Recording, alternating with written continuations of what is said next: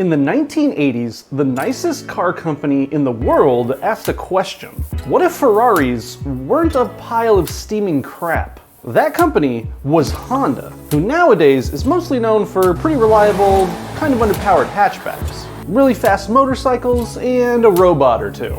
But in the 90s, they made a supercar that changed the entire world. Today on Overdrive, this is the evolution of the Honda, or as we know it here in the States, Acura NSX.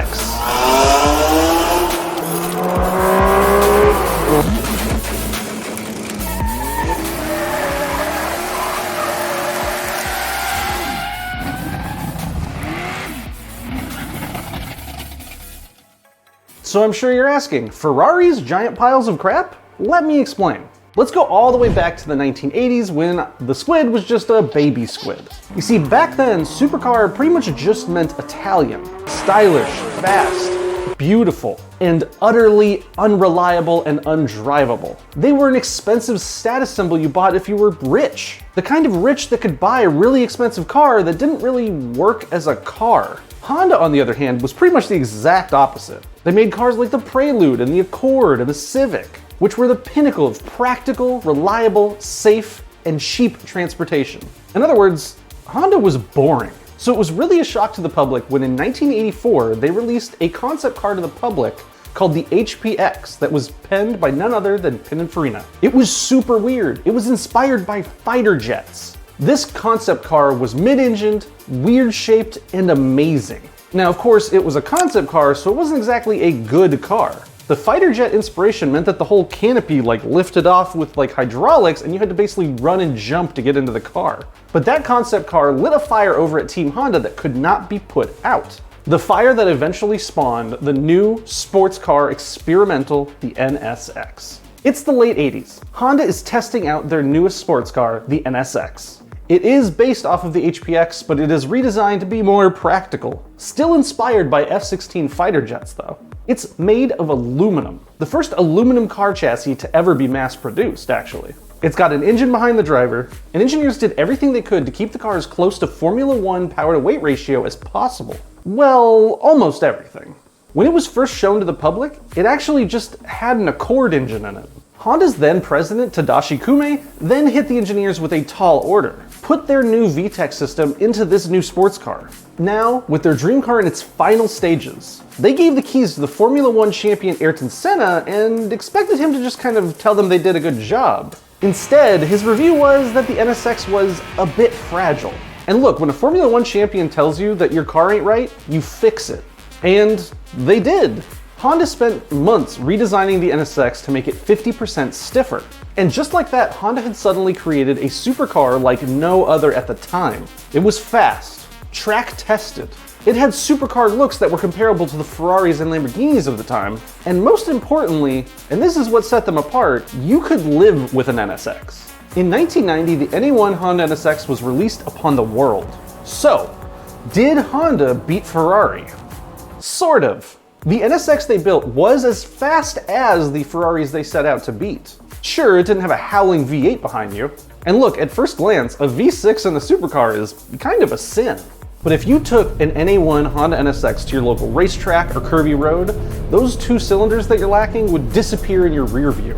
You see, because where the NSX really shone was that it was so drivable. Unlike any other supercar in 1990, the NSX was just a car. It was a car you could drive. You could drive it really fast. In fact, it was so stable and easy to drive that some reviewers even dared to call it boring. And this is kind of the problem with supercars, at least back in 1990. People actually wanted them to be terrible, to be hard to drive, and to be unreliable. It's like in some bizarro reality, the more you spent on the car, the worse that car should actually be. And so, a perfectly reasonable mid-engine supercar that performed as good as anything else was kind of overlooked because it wasn't a death trap. It did catch on though for one very important reason. You see, luckily, there are actually people in this world that exist that actually care about driving their cars. People that want to take their supercar out for the weekend and thrash on it and don't want to be stuck on the side of the road. People who want to be able to look out the windows and see what's behind them and around them so they don't run into things. those are the kind of people that bought the Honda NSX. And Honda/Acura for a brief period of time lived for those people. The NSX was constantly upgraded. It got bigger brakes, some suspension tweaks, and in 1995 you were able to get one with a Targa top. And then in 1997, they blessed the NSX with a new 3.2-liter VTEC V6 and paired it with one of the greatest 6-speed transmissions of all time. They called this newer, faster NSX the Honda NSX NA2. And it's sort of the 1.5 generation of the NSX. Because for the most part, this car that was approaching 8 years old had been largely unchanged. Because the NSX was simply that good. Even in 2002, 12 years after it came out, the NSX was pretty much the same. They gave it some new colors and they removed the pop-up headlights, but underneath it was still that lightweight, balanced, perfect sports car. And then in 2007, the last of the original NSX left the production line, a full 17 years after its initial release. That kind of a production run actually makes me kind of appreciate the R35 GTR a little better, even though that's been going for 13 years. Now, the story of the first generation is still not over. There is one little thing we should probably talk about, and that is one of the greatest JDM cars ever made. You see, back in 1992, Honda put a little red badge on the NSX and called it the NSX R. Because, you know, the NSX was great, but what if the NSX could be even faster? What if you took it and stripped out all the sound deadening, took out all the creature comforts, and even shaved down the window glass to save weight? You stiffen the suspension, you tweak the engine a little bit to make it more race car, and suddenly you have the NSX R. You see, the NSX was already famous for a bunch of other firsts. The first all-aluminum body, the first VTEC car in America, and now the first Type R. In '97, it got upgraded to the NSX Type S0, which, you know, longer name meant even faster. And finally, it culminated in 2002 with the Japanese-only NSX Type R NA2, which is the most wild and the best NSX ever made. And it was these race-inspired variants of the NSX that kept it in the limelight as a hero at track days and Super GT. And it's why today prices are skyrocketing, and it is a great supercar to buy if you want to live out your 90s dreams and not spend a lot of time in the shop. The NSX became bigger than life after its production ended, which is why when the next generation was revealed, the hype was unreal. And then that hype faded away pretty quickly.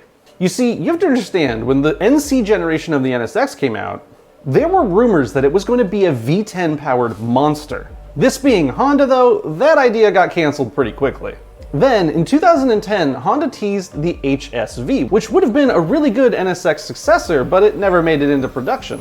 And then, by 2011, when they announced what would actually be the production car, the world had already sort of lost interest. And then they announced that it would be a hybrid, and all-wheel drive, and an automatic.